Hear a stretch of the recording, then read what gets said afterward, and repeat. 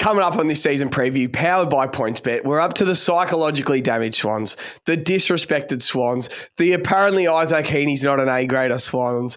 Oh, geez, there's some stuff. Yes, I know what happened grand final day does, but there's some stuff this offseason that's fired me up, and you're going to hear it in this pod, Das. How are you? Jev, I'm good. Jev, this pod was just like the Swan season. It was unbelievable until the last 5 minutes where you don't shut up about Isaac Heeney. So you don't want to listen to the end unless if you're an absolute Swans nuffy. No, you guys know where to find us at 100K Sports. Like and subscribe. You guys can find us on Apple, Spotify, YouTube. Share to a friend, share to a Swanee. We do take a deep dive. It is a little bit of a longer pod.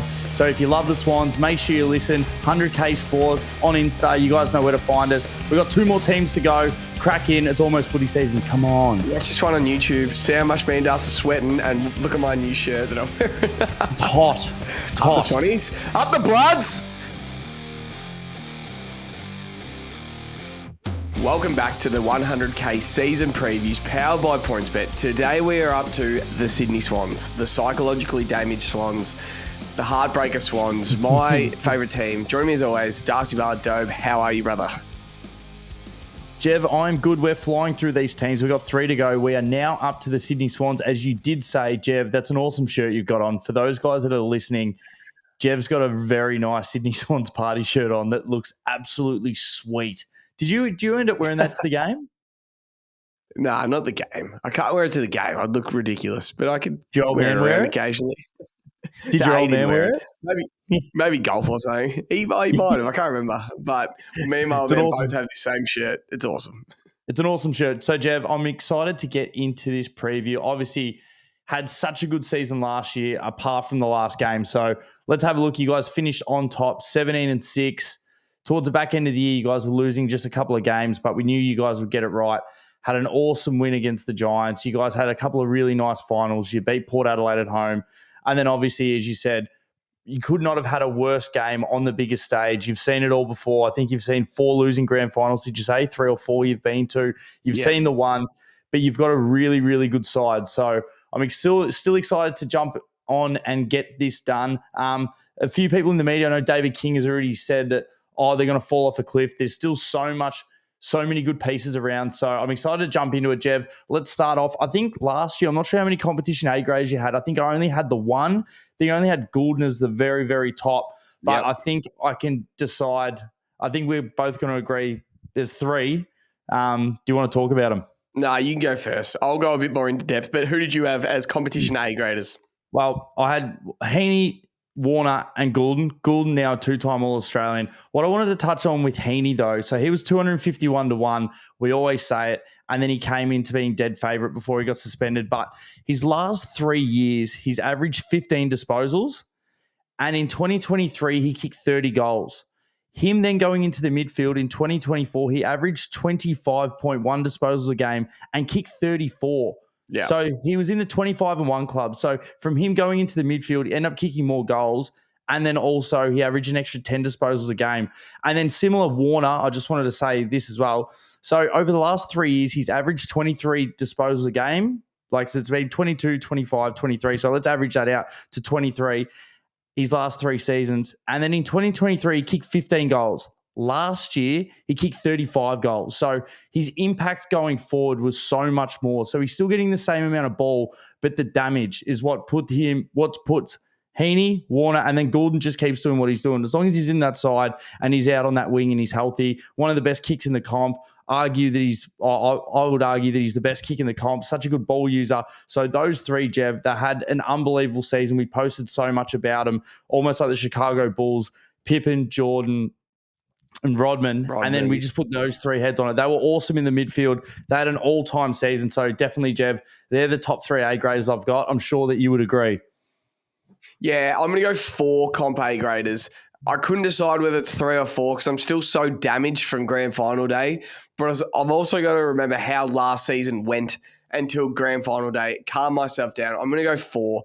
Chad Warner's a comp A grader. I think he's the 10th best player in the comp. He passes the eye test, the stat test, the goal kicking mid test, any test you want to put on him. He passes with flying colours. He's as good as anyone.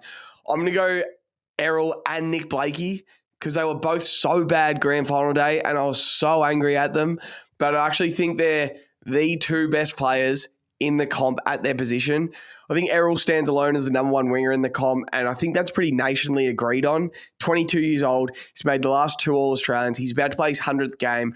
I think he'll make All-Australian again this year. I actually don't think there's a winger close to him with the impact he has week in, week out from the wing, helping out in midfield. There's probably not one even close to him at the right now. And I don't really think there was a halfback close to Nick Blakey last year. He was unbelievable for the whole season. Coaches' votes, stats, eye test all reflect that. He was first picked halfback across All-Australian. I think he goes into 2025 as the best halfback in the comp. He just had an absolute mare grand final day.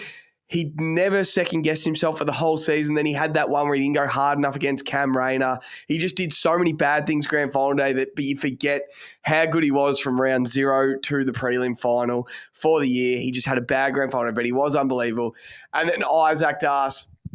I've wrote an unbelievable amount on Isaac Heeney. I'm actually going to save it to the end of the pod because we might generally lose some listeners here. It's about what Sam McClure said, all this stuff. It's how I think he had the best season since Dustin Martin's 2017 season. I think he had the best individual season since Dusty's 2017 season. I did some deep diving into the numbers, all this stuff. But Sam McClure said he wasn't an A-grader and said he wasn't consistent enough to be an A-grader. But then he said he kicked 34 goals and had 28 Brownlow votes in 2024 and made All-Australian. And he kicked 49 goals and made All-Australian in 2022. So he's not consistent enough, but he's made 2 of the last 3 All-Australians, and he had a 30-3 qualifying final and a 24-2 prelim final. It's like, how much more, what more do you need to be an A-grader? They are A-grade stats. Not many blokes have made 2 of the last 3 All-Australians. He just got it wrong with that one, Sammy McClure. I'll get into it a bit later at the end of the pod maybe, but yeah, I think it's a 4. You can argue 3, and then we get to position A graders, and you put Nick Blakey as one of the best position A graders, which I'm sure you have. Who did you have for position A graders at the Swans? Yeah, just want to touch on that Heeney bit as well. It's not like when he was an All-Australian, so he's a 2-position All-Australian, and that's not just a midfielder getting squeezed into a forward line. He was All-Australian a few years ago as a forward, as you said, kicking 49 goals. And then he's become an All-Australian as a midfielder. So he's done it at 2 different positions. That's the definition of an A-grader. As soon as he went in the midfield, he had an A-grade season. If he has to be a forward, he's an A-grade forward. That is the definition of an A-grader. So let's have a look at the rest of your position A grades. So you got Grundy. He's a 2-time All-Australian and probably a 4-time runner-up All-Australian to Max Gawn. So he's 100% walks into any side. Blakey Jev, I've got him. He's an All-Australian last year. Tom Papley, since 2019, he's kicked 37, 26, 43, 32, 37, 36 goals. He's an absolute gun. I don't know what exactly position he is, but Will Hayward's a position A grader, whatever he does. He's like an All-Australian. He's like an A grade team player. I know we've got you. I'm sure you've probably got him there as well. He just kicks goals. He defends. In finals, he always happens to kick the first goal. We always get on him. And then this one, a guy that we really want to try and get back, it's Callum Mills, the captain, All-Australian 2022. It's same thing. Recency bias. You forget how good he is, how impactful he was. I think he was 3 or 4-time under 22 best team of the year. I think he won best first-year player when he first came in, 2016. He's a gun. You know what I mean? He's a gun. So if he gets a full season, he would start in any side. So I've got them. I'm not sure if you've got anyone else, but they're the ones that definitely stand out to me. And then when you look at that spine of competition A graders and then position A graders, it's a fucking good side.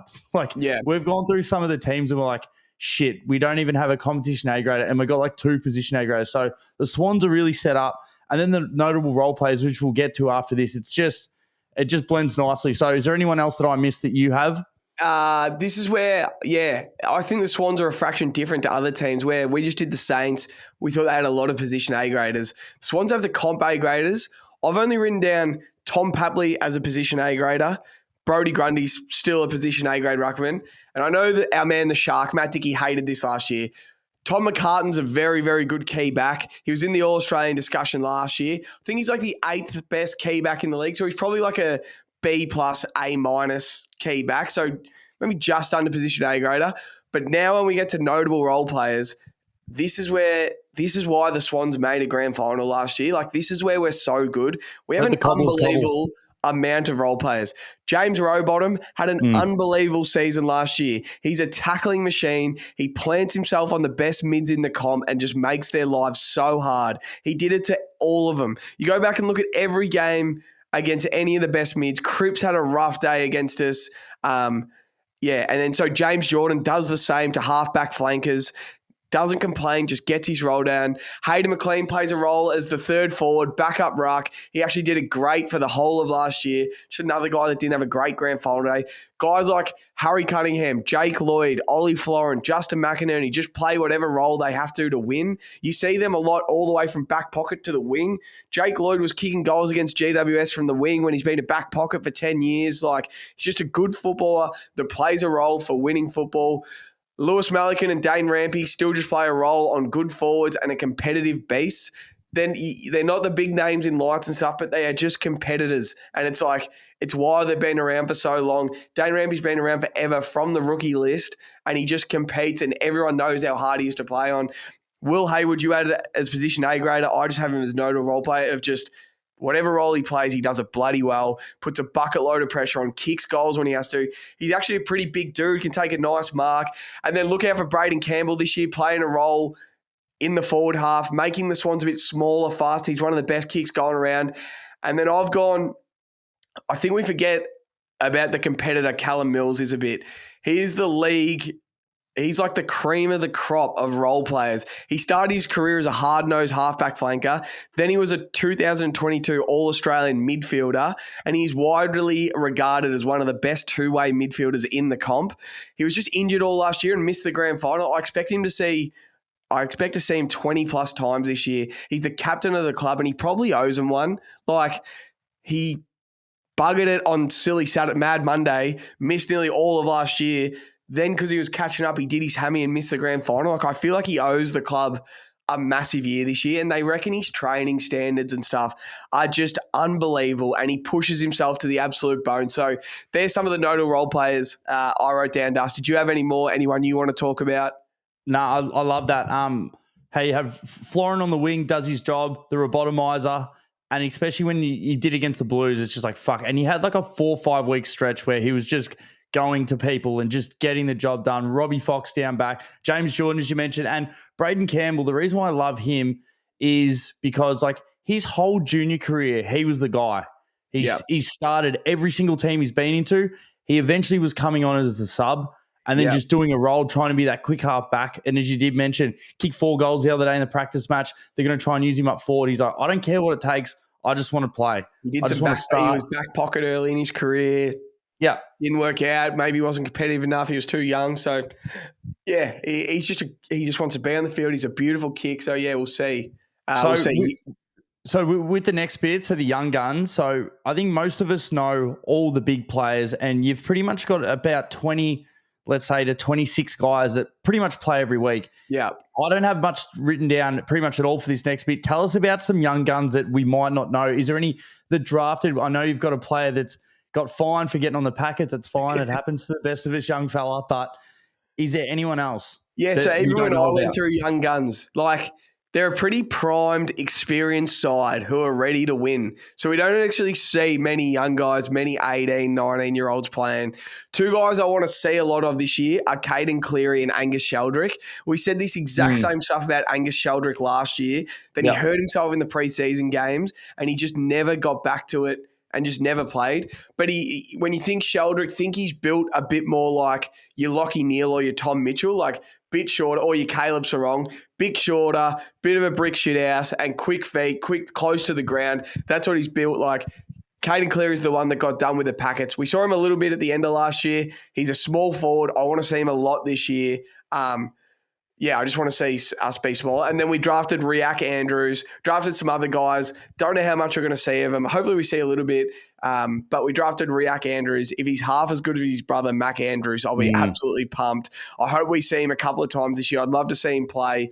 Hopefully he's got the same confidence and stuff as Mac does. So, yeah, it's right. Like, young guns right now, we aren't playing many 18, 19-year-olds. We are a side that's like, you think the young guns are still Chad and Errol at like 22, 23. Like we're a side ready to win. Blakey's 24, Heeney's 29, Mills is 28, Flor and Rowbottom are 27. Like it's guys in their prime. So as long as we add one or two young guys that are like 20, like Sheldrick or Cleary, I'll be fine with that.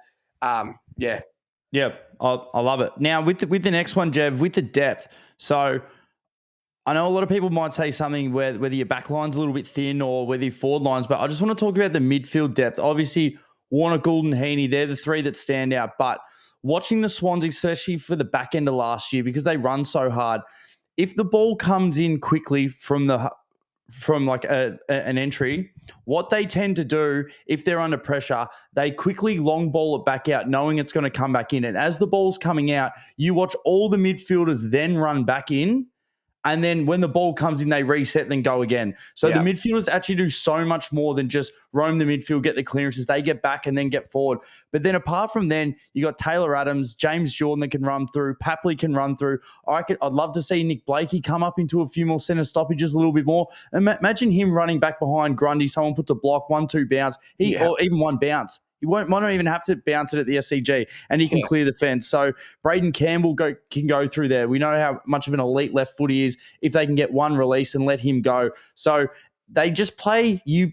Yeah, you definitely play just a team style of football. It's not just really defense. It's like mids, everyone get back. And the Swans are doing so well when they get the transition footy and Warner can take bounces. He can cut and weave, and then you give it, and then everyone comes through together. It's a big wave. So yeah, even though you might not have like the biggest names in the back line or the forward line, it's the midfielders that are the glue that come back and forward, and then you play as a full team. So I just think the depth of the midfield isn't just the three-headed monster, but it's all the others that can come through and bring their attributes. What do you want to talk about with the depth? Yeah, the depth is a bit funny. If there's an injury in the key back line and Aaron Francis or Joel Hamling have to come in, He's in a Swan. We can get away with it for one or two games, but geez, I don't want to see it too much. As you say, Aaron Francis just isn't a Swan. He's not he a just Swan. doesn't look right. So I like Rampy, McCartan, Malikan, and I like Robbie Fox in front of those guys. Yeah, we can get away with it for one or two games. I wouldn't like it for much more than that. Midfield's got good depth, and it'll improve this year if we see Sheldrick and we see a lot of Callum Mills. It'll be even better this year, the midfield depth. It's the forward line, which I want to see different this year. I watched the 4 Brisbane Smalls put us in the torture chamber grand final day. Like, kill us.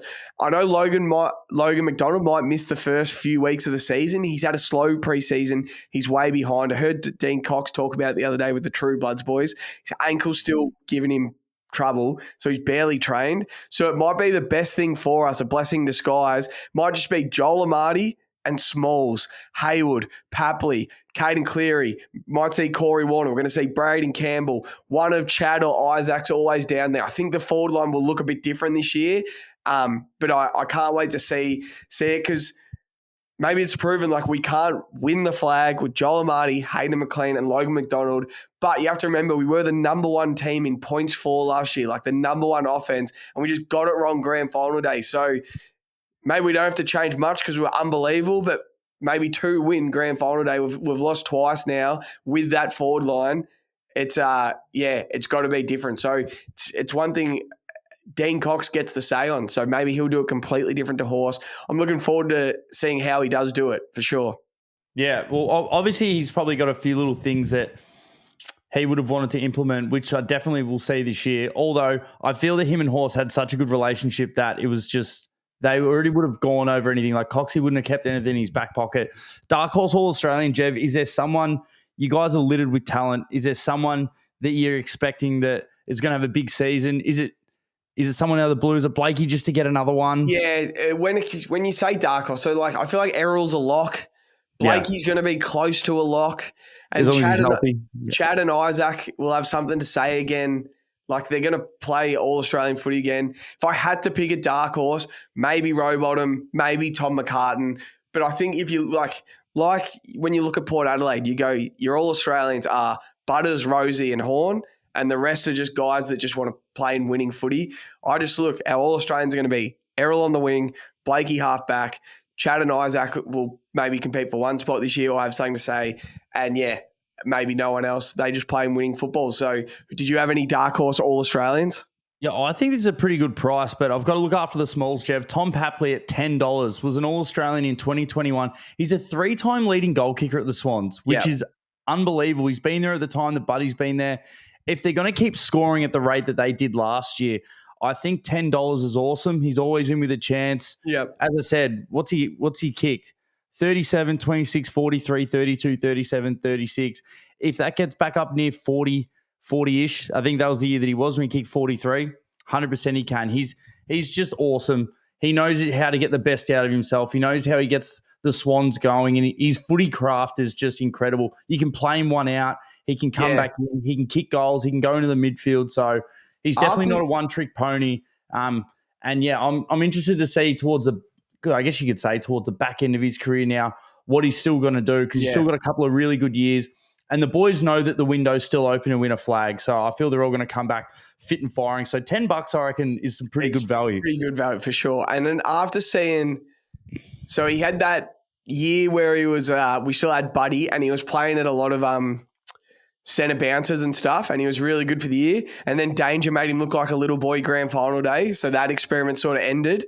And now I reckon last year, if he's fit, he's watched Nick Watson play one out in this cube as a small forward, and I hope we see it 3 times a game, once every quarter. The 50's cleared out, and it's Papley down there. He's fit, he's healthy, and he's like, nah, just get it in here. I'll do the rest sort of thing, because that's the sort of guy he is. So, no, I agree with you. I'd love to see him one out a heap, get all the forwards up, get all the bigs off the ground, and it's just Papley, and then it's the small guys coming through with him. So we'll see. I would love to see that. Especially if there's a mismatch. It's just like me against the Beads. Take him up, turn him around, kick a goal. Jeff. Name him.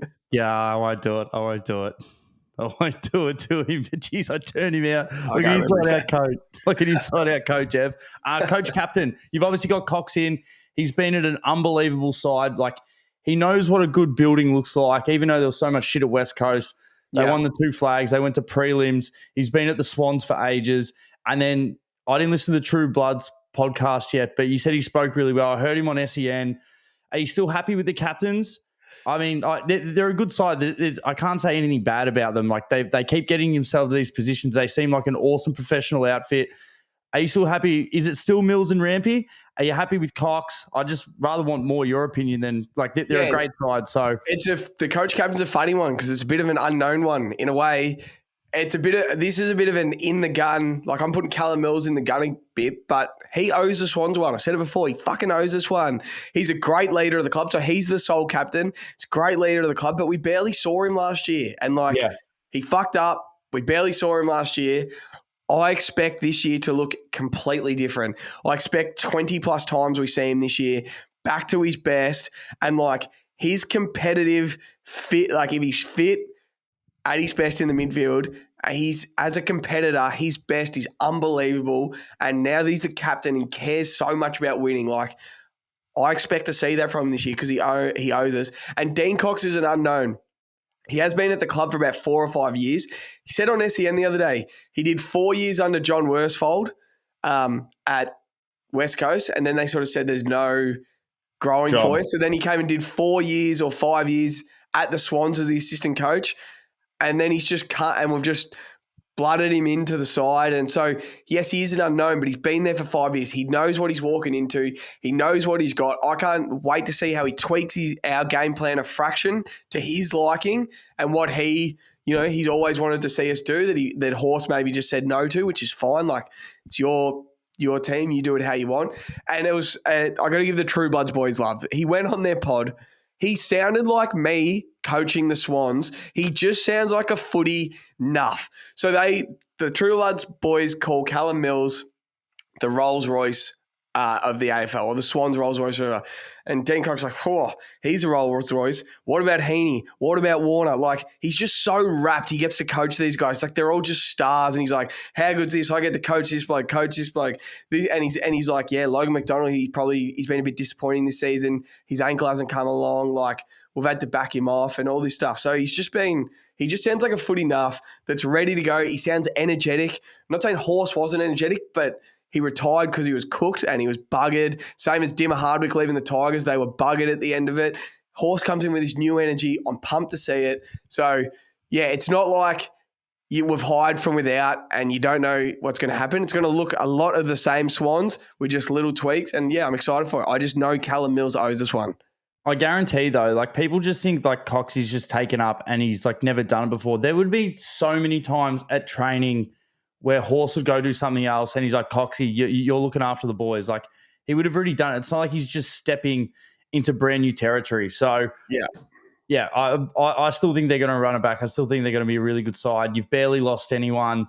So as long as you've still got the same team as last year, you can put whatever tape you want on them. I know that Brisbane did it to them in the grand final, but majority of the time you knew what they were going to do, but you just couldn't stop it. They were just too fit. They were too classy. Foot skills are too good. Like you look at the Port Adelaide prelim, it was just shelling peas. It's like they just kept cutting them inside out. They couldn't keep up. So the strength of schedule, Fox Footy give out. So number 1 would be the easiest ranked schedule for this year. Number 18 would be the hardest. The Swans have the 9th ranked schedule, so about in the middle. Have you had a good look at it? We will be there on opening round. It's going to be awesome. Never been in the SCG against the Hawks, so it's going to be fun. What do you think? So it's tough. It's a tough schedule, but it's pretty good. Like I like it. So like Hawthorn round 0 is tough, but it's still a Swans home game. They were that good at the SCG last year. They get the grand final rematch against the Lions, SCG round 1. Freo up to Stadium is going to be tough. North at Marvel. Pies gather round at Adelaide Oval. Port Adelaide at the SCG. Gold Coast up in Gold Coast. GWS. Like, it's a bloody tough first 8 weeks. We play some good sides in there. But, like, there's a lot of SCG games. So, like, Carlton come to the SCG. We're going to be favourites in that game. When we get the Crows, whether how good you think the Crows are, it's at the SCG. We get Richmond at the MCG, who beat us every year. I think we'll get them there this year. Oh, you better. We get the Dogs at the SCG. We get Freo at the SCG. We get North at the SCG. We get Essendon at the SCG. We go to the Gabba for Brisbane. We get Geelong at the SCG. I like the teams that have to come to the SCG, and I don't mind the away game. So we're going to go to Optus Stadium to play West Coast and Freo. That's fine, but West Coast is late in the year.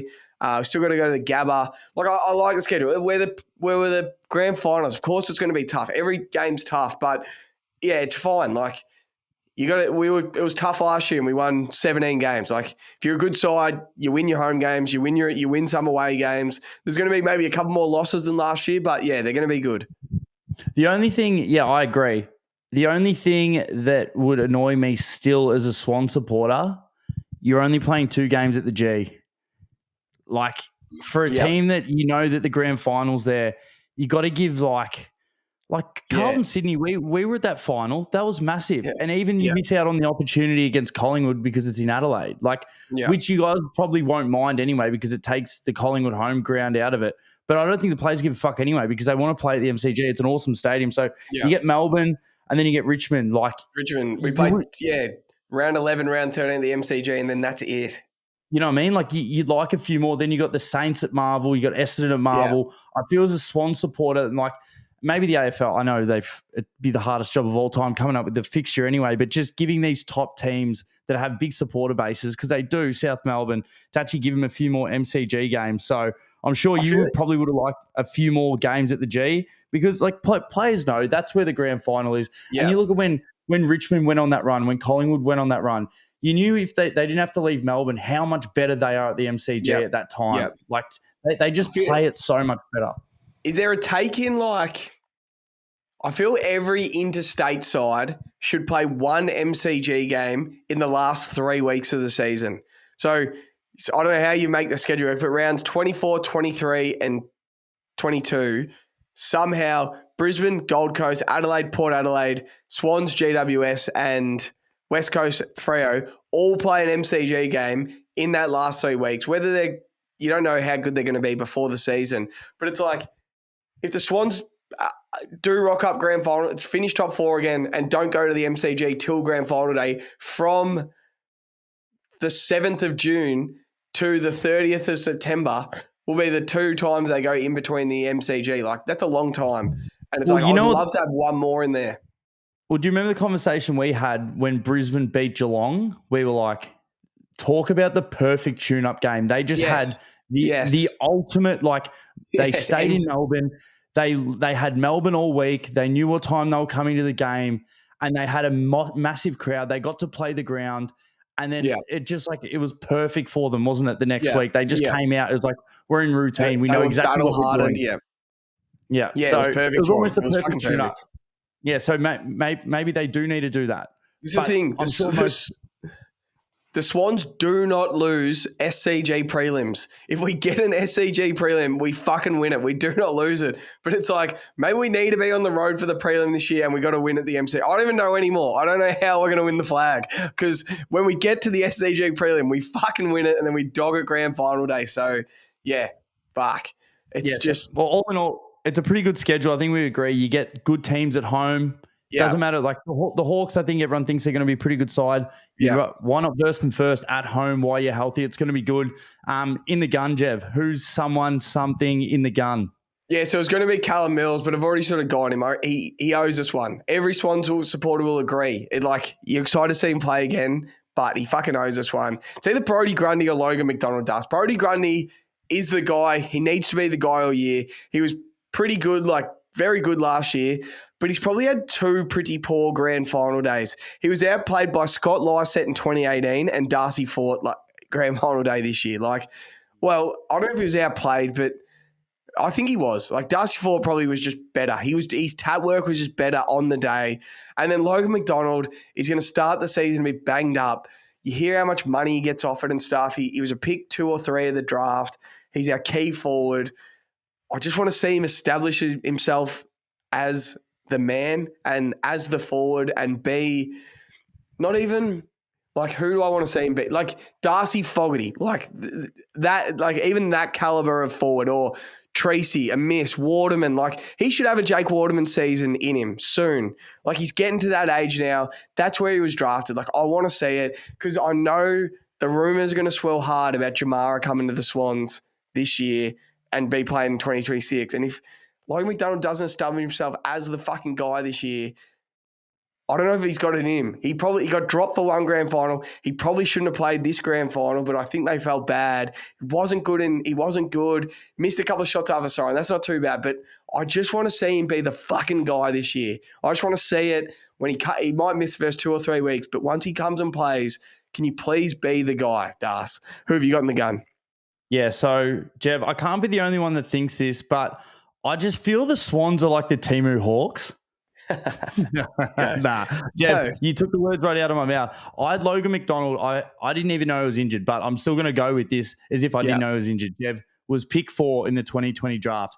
He signed an extension till 2028. I believe there was offers to go back to Perth, but he wanted to stay at the Swans. He played 26 games last year, and the Swans were the highest scoring team in the AFL. Yeah. In 2023, when the Lions were the highest scoring team in the AFL, their big key forward, Joe, booted 61 goals.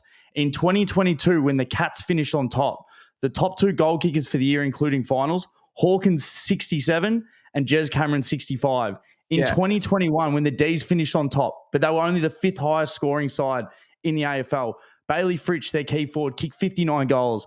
Last year, including finals, Logan finished with 37 goals and was ranked 23rd. Chad Warner kicked 32, which is only 2 behind. Amadi kicked 39. Will Hayward kicked 38. I get the Swans do it differently, but if you're the key forward and you're the highest scoring team in the comp, I would want more than fucking 37 goals. Yeah, and I want to see some bags of 5 from him this year. 100%. When we're beating teams up, just get on. If Amadi's kicking 9 against the Crows, get on the end of 5, McDonald. They'll come onto your chest when we're on fire. Start kicking snags. And the thing is, you would say you've pretty much all you've changed. You've taken Buddy out of the side and Logan's come in to take that spot. And look, I know that he's not Buddy, but even in the back end of the career, because the eyeballs were there because he wanted the footy. And look, the games that Buddy didn't kick that many goals is because he only had 10 season games. But to finish his career at the Swans, he had 19 goals, 52, 51, 27, 57, 73, 81. So you get the point. If the Swans, as a minimum, as long as he's healthy, you want 50 goals. Or as you mentioned, he's on the chopping block. He's going out. You are getting so many entries. He has to demand the footy.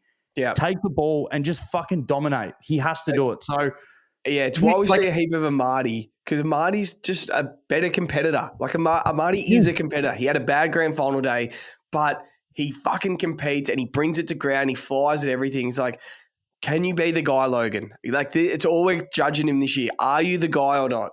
You will never have a better opportunity with more talent in a team to succeed than now.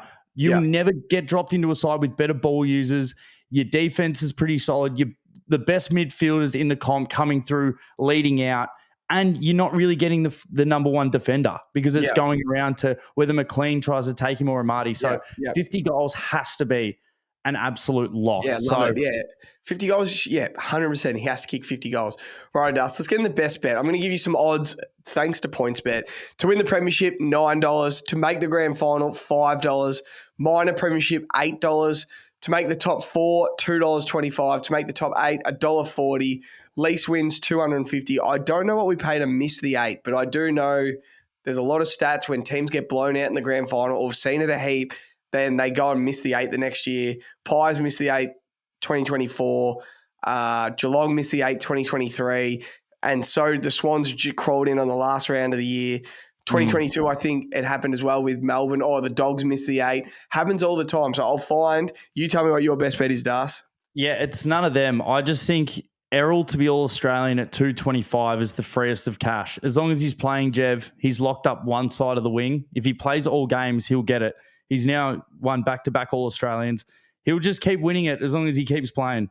Like, his game doesn't have to change. So I just think 225, if you're starting any multi, is an absolute lock. What about you? Yeah, they're paying $2.95 to miss the 8. Look, I think they're, as I call them, the psychologically damaged Swans. I also think it's starting to get a bit the disrespected Swans. Just looking at Kingy's tiers and then like his tiers of AFL lists and stuff. And then when we go through these questions and I look at our list to other lists and the way we've built it, I'm like, hang on a minute. I think we're still going to be top 4. I think we're still going to win a bucket load of games. If we're at the SCG in a home final, we're probably going to win it. Like, I'm going to take the $9 for us to win the flag, but I get everyone can have a laugh at that because we keep dogging it. The $5 to make the grand final, the $3 to make top 4, the minor premiership, the $8 to win the minor premiership. Like, I think they're all good bets. I think they're going to be really good. They're going to give themselves a chance to win all of those bets. It's like we're getting good value for them to win them all. Like, I think they are all good bets on the Swans this year. Is your old man loading up again on the $1.40 to make the top 8? Yeah. So a funny story. He comes to me one day. He goes, I think they were $1.60 to make the 8 last year. He goes, that's the best bet I've ever seen. Don't tell your mum, but I've had X amount on him. And he just, I think it paid for his grand final ticket. He just cashed in on it. He was absolutely wrapped. He's like, that was the easiest money of all time. So yeah, $1.40 to make the 8 again. That should hit, shouldn't it? Yeah. But it depends. They might have that curse and I haven't ruled that out, but I just look at the list and the way they play and their star power and their superstar. It's only if they have that year where they had the 26-game season last year and then injuries happen early and often this year because they're buggered from playing late in the season so often. You see it all the time. You see it in NFL a lot, like the San Fran 49ers finally broke down this year because they play so deep in the year all the time. So, yeah, I haven't ruled that out, but I still think the $5 to make the grand final, the $8 minor premiership, $2.25 top 4 are the better bets. That's their floor of wins. What is their floor of wins? So we went 17-8, was it? 17-6. 17-6 last year. What have you got the floor of wins at? Oh, if all hell goes bad, but your team's still good enough, it's 12, 13 wins. I've still got you guys making the 8. When we go through all of these, as you said, when we go through the checklist, if you've got more of these filled up, like we almost should just do a grading on each side that we go through. Like we went through Richmond, we're like, fuck, they're thin everywhere. Yeah, you know what I mean? Yeah. So when we're filling up these stat sheet, it's full of so many players. There's so much talent there that if one person goes down the back line, you just get another guy from the 2s to come up. But the rest of the teams there, I still think that you make the 8 definitely. So it'd be 13 wins at the worst, I reckon. Yeah. 13, 14 wins, I agree. And then their ceiling of wins, Dust. So 17-6 last year. We went back-to-back weeks losing games after the siren. Remember Logan McDonald had 2 shots after the siren in 2 weeks. Freo, he missed. That was a tough shot. St Kilda, he missed the next week. And we lost to the Tigers on the G like we do every year. But we were that close and we were just outplayed that day. But let's just say that doesn't happen this year. So we're that close to being a 20-win side last year. So we won 17, still top of the ladder. We were pretty close to being a 20-win side. We gave ourselves a chance to be 20. So I reckon our ceiling is, back to 18, 19 wins. Same as last year. Maybe we lose a couple more close ones, but then Logan kicks them this year. He kicks a couple of goals at siren. We beat Richmond on the MCG this year. The ceiling is very similar to last year for sure. Yeah, just why you still got pretty much the exact same side. I've got the ceiling exactly like last year, 16, 17. If they win the flag, so let's take the grand final out of it, pretend the grand final hasn't been played. You would be talking right now being like they can win 18, 19 games. But just because they had one bad game, you're talking differently. So, yeah, I'd say the maximum 16, 17. As you said, they played deep into last year. You guys would know that if you're starting to make finals, it's very much more the Geelong, Chris Scott outlook. It's we don't care about where we almost finished. We're just not limping into finals. We're getting everyone right. Yeah. So when you taper off towards the back end of the year, you're in the premiership hunt. You're not into the minor premiers or like, let's just try and just keep smashing sides for the sake of it. So, yeah, definitely a professional outfit. But, 16, 17 wins, I think, at the absolute max. There'll always be a team like, for example, we went through this in the Freo pod. They haven't made finals in a while. So they will just keep charging. And yes, they might finish on top because they're like, fuck it, we're just going, we're going. You know what I mean? Why teams like Geelong are happy to finish 4th on the last round of the year. They just figure it out that they just creep into the 4th and they just know they go from there. Yeah, you might see that rather than the Swans being fucking 13-1 and one of the best, most flying teams, it might be like start peaking right at the right time of the year. And it's like all of a sudden they're on a 10-game win streak going into finals rather than being 13-1 this year. So, I'm with you. I agree with you. Over under Das, 14.5. What side are you leaning? Oh, this is, I would love 13.5. 14.5 is tough. I'm thinking, I do like your schedule. So the over 14.5 is $1.95. Under is $1.80. So the juice is on the under. Yeah, so unbelievable. But I know that's where I could 100% be wrong, but that's where I'm like I've in my head how I've got my ladder. I've got you guys finishing like 14 or 15 wins, so it's bang on. So I just think with how perfect last year was, maybe it might be a little bit under, but I've still got you making finals. So not confidently, but I'll just go. I think you guys are going to win 14 games, so I'm just going to lean the under. Yeah, I don't think anyone could confidently have 10 grand on us under 14.5. Nah.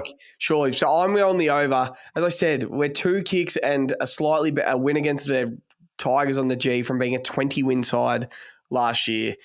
Plus 2 amazing finals, 1 bad grand final day. I think we've been a bit disrespected this offseason, and it probably is a bit fair as well. We've only lost Luke Parker.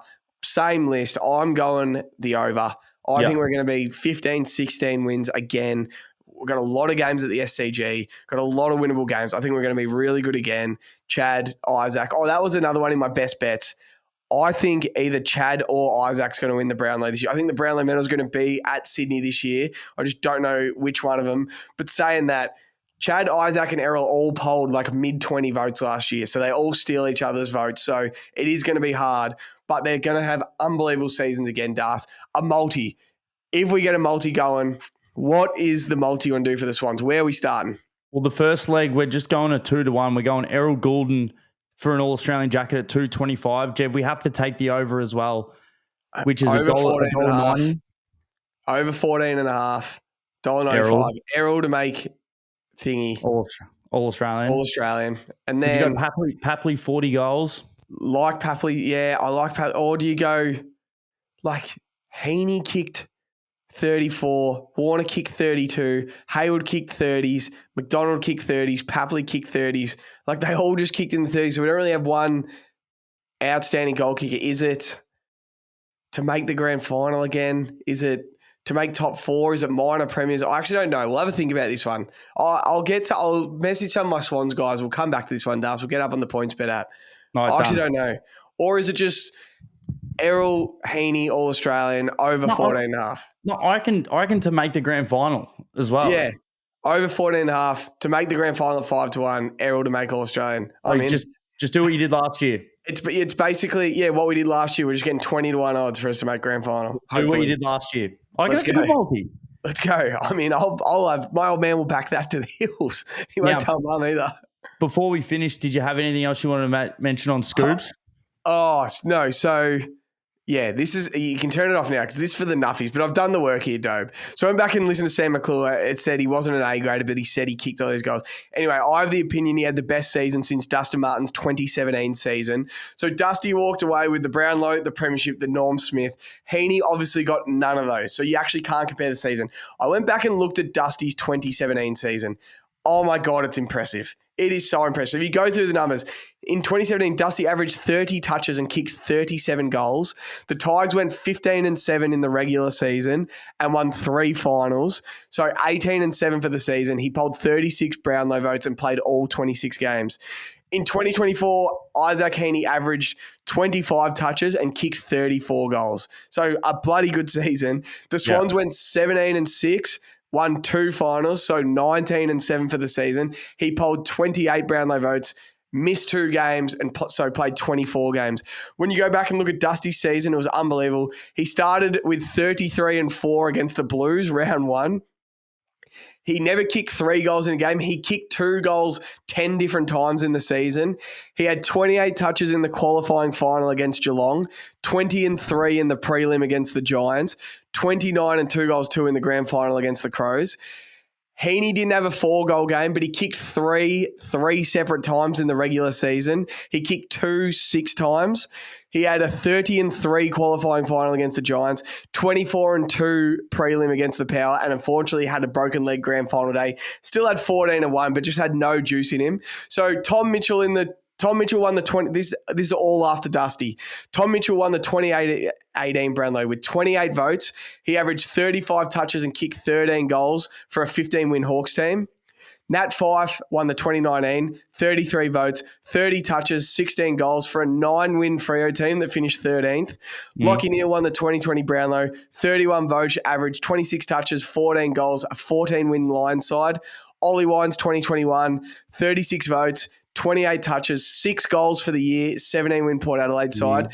Lachie Neale won the 2023 Brownlow with 31 votes. He averaged 26 touches. He kicked 3 goals for the year for a 17-win Lions side. So I missed Cripps there. Cripps won it with 29 votes in 2022. He averaged 28 touches and kicked 20 goals, which is a good season, for a 12-win Carlton side. And then Cripps won it again with 45 votes. He averaged 29 touches and kicked 17 goals for a 13-win side that just made the 8. He finished 9th in 2022.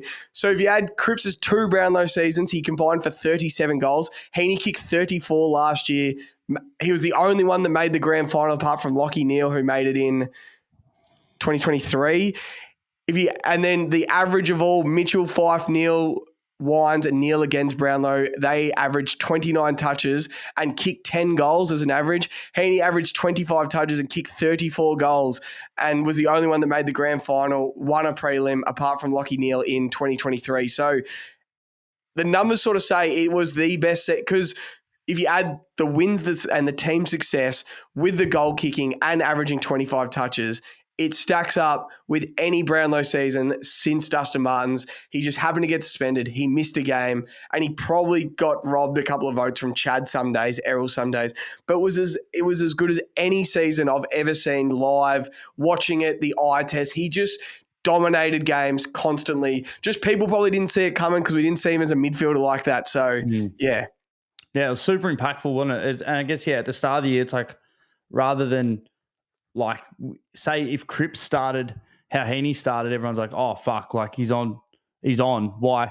When Heeney did it, everyone's just like, oh, he's had a great first few games. Like, how long can this last? And then you get to round 10, you're like, fuck, he's still doing it. So, maybe it took a while to get on. But, 100% the finals, super impactful. And I think in the moment, you just sort of, I think when he's kicking the 3 or 4 goal games, sometimes they're smashing sides, but you just think it's a team effort. But it's coming down from the pressure and what he had to do. Remember that Collingwood game? You guys were behind and he just decided to turn it on the last quarter. For a quarter. had like He won 13 that and many 1 games and- off his own boot in a quarter. When we were down by 6 goals for Geelong, and him and Chad just went nuts for a quarter. Against the Blues on that Friday night, him and Chad just went nuts for a quarter. Like, yeah, they just got it done. It was like he passed the eye test so much this year. Like, this is domination, but it just, it didn't stack to a grand final or a Brownlow or a Norm Smith. And you go back and look at Dusty's 2017 season, it was impressive stuff. It was bloody impressive stuff, Dust. Just goes to show how much you need to rely on your teammates, though, because if Heeney started to get going those games and Warner wasn't there with him or Goulden, he wouldn't have been able to carry it on. So sometimes he needed Chad and stuff to get the ball and then release to him, or even in the prelim, you need good players around. How Papley just puts on that little deft touch and puts on the block, and then Heeney gets out. So it is definitely a team effort, but yeah, his class and his finishing ability is just unbelievable. So, Jev, that was the Swans preview. Most pods go for about 40 minutes, but I know all the Swans nuffies will love this. We've ripped into about 50 minutes, so it's good stuff. 50 minutes. I see, and I'll be so interested to see when you watch Heeney this year, if he's in the midfield, does he start getting tagged as a midfielder? And if he's getting tagged, does he take that person straight to the forward line this year? Saw a little bit of clips of him against GWS in the intra-club or the Pracky match the other day. But geez, he was still taking some nice marks forward. He was looking smooth. He's looking lean. He's looking strong. So yeah, it's going to be good to watch. So I can't wait to watch him again, Dust. That is the Swans pod. I want to come up with a list of smalls that we want to clear out the forward line for, whether it's Nick Watson, whether it's Papley, and then the medium size. So you want Heeney, your Jason Horn-Francis, your John Newcomb maybe this year. Chad Warner. Danger. You probably want to see, Danger. Yeah, Bond, for sure. Like the medium-sized forward, like you just clear it out because they're too good one-on-one, aerially finish on the ground. Yeah. And yeah, he would definitely be one that would command that forward 50. You know he can lead, take a mark. So Swans, Jev, they're just going to have another good year. They're a good side. And that was the preview. We got 2 more teams. The list is primed. Let's see if we can get over the psychological hump. See us. What are you prepared to lose today? For free and confidential support, call the number on the screen or visit the website.